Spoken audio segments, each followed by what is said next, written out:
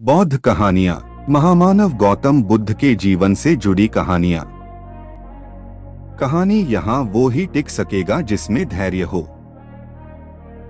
बुद्ध को एक सभा में भाषण करना था। जब समय हो गया तो बुद्ध आए और बिना कुछ बोले ही वहां से चल गए। तकरीबन 150 के करीब श्रोता थे। दूसरे दिन तकरीबन 100 लोग थे, पर फिर उन्होंने ऐसा ही किया, बिना बोले चले गए। इस बार 50 कम हो गए। तीसरा दिन हुआ, 60 के करीब लोग थे। महामानव बुद्ध आए, इधर उधर देखा और बिना कुछ कहे वापस चले गए।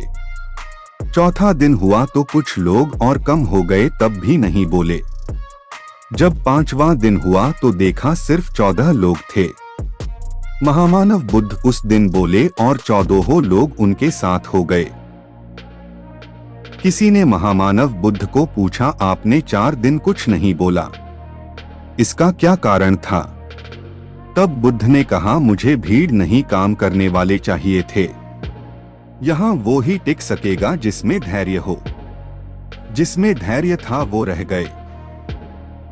केवल भीड़ ज्यादा होने से कोई धर्म नहीं फैलता है। समझने वाले चाहिए, तमाशा देखने वाले रोज इधर उधर ताक झांक करते हैं। समझने वाला धीरज रखता है। कई लोगों को दुनिया का तमाशा अच्छा लगता है। समझने वाला शायद 1000 में एक ही हो, ऐसा ही देखा जाता है। 2 कहानी अंगुलिमाल डाकू। बुद्ध के जमाने में कौशल राज्य में अंगुलिमाल नाम का एक डाकू रहता था, जिसके हाथ हमेशा खून से रंगे रहते थे।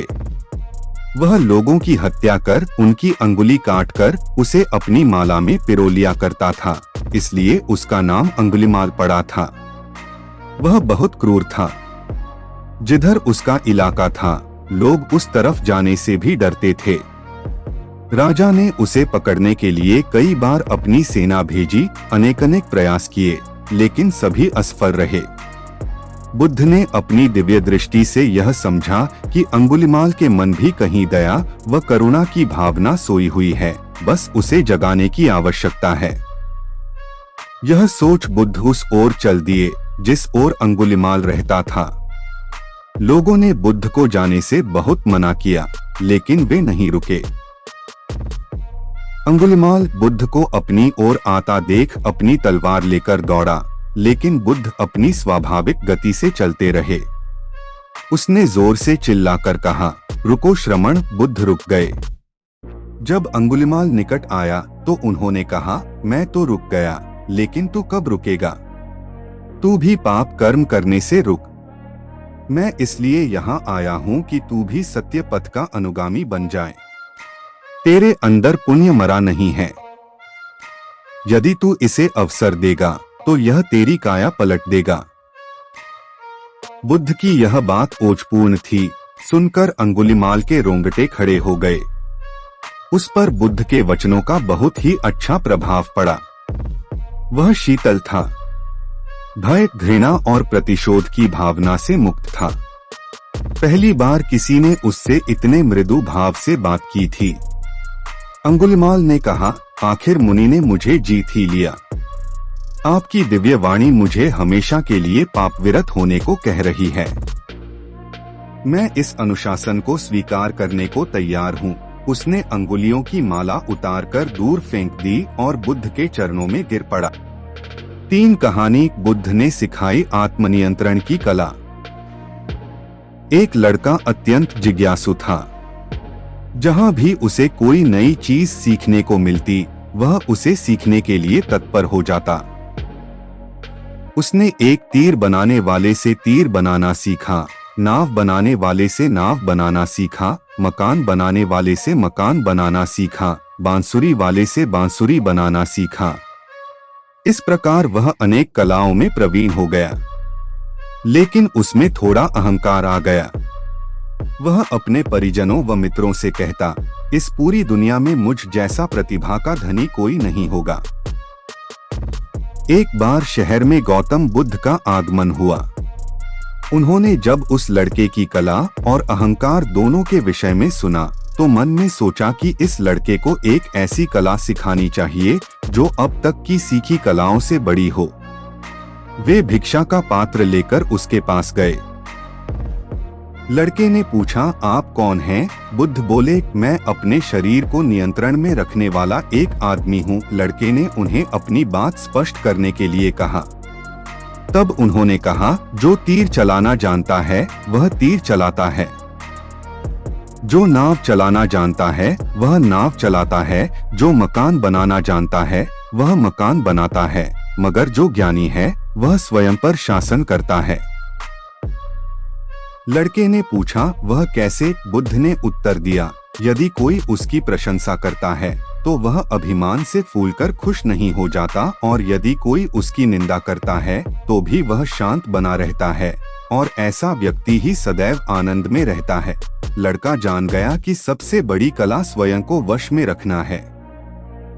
कथा का सार यह है कि आत्मनियंत्रण जब सध जाता है तो संभाव आता है, और यही संभाव अनुकूल प्रतिकूल दोनों स्थितियों में हमें प्रसन्न रखता है। 4. कहानी, क्या भगवान बुद्धा के प्रवचनों से भी कुछ जरूरी है? एक बार बुद्ध एक गांव में अपने किसान भक्त के यहाँ गए।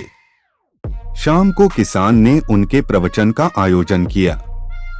बुद्ध का प्रवचन सुनने के लिए गांव के सभी लोग उपस्थित थे, लेकिन वह भक्त ही कहीं दिखाई नहीं दे रहा था।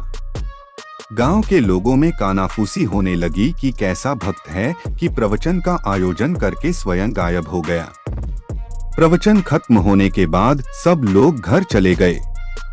रात में किसान घर लौटा। बुद्ध ने पूछा, कहाँ चले गए थे? गांव के सभी लोग तुम्हें पूछ रहे थे। किसान ने कहा, दरअसल प्रवचन की सारी व्यवस्था हो गई थी, पर तभी अचानक मेरा बैल बीमार हो गया। पहले तो मैंने घरेलू उपचार करके उसे ठीक करने की कोशिश की, लेकिन जब उसकी तबीयत ज्यादा खराब होने लगी तो मुझे उसे लेकर पशु चिकित्सक के पास जाना पड़ा। अगर नहीं ले जाता तो वह नहीं बचता। आपका प्रवचन तो मैं बाद में भी सुन लूंगा। अगले दिन सुबह जब गांव वाले पुनः बुद्ध के पास आए तो उन्होंने किसान की शिकायत करते हुए कहा, यह तो आपका भक्त होने का दिखावा करता है। प्रवचन का आयोजन कर स्वयं ही गायब हो जाता है। बुद्ध ने उन्हें पूरी घटना सुनाई और फिर समझाया।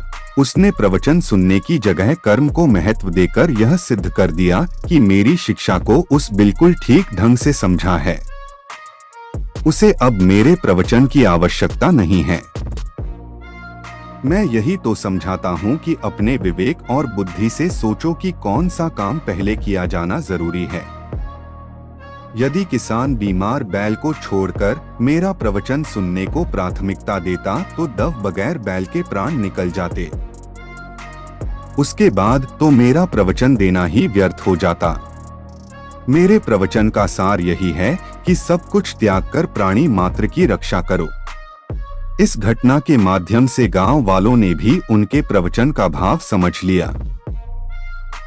आशा करते हैं आप बुद्ध के विचारों को अपने जीवन में उतारेंगे और बुद्ध के बताए गए मार्ग पर चलेंगे।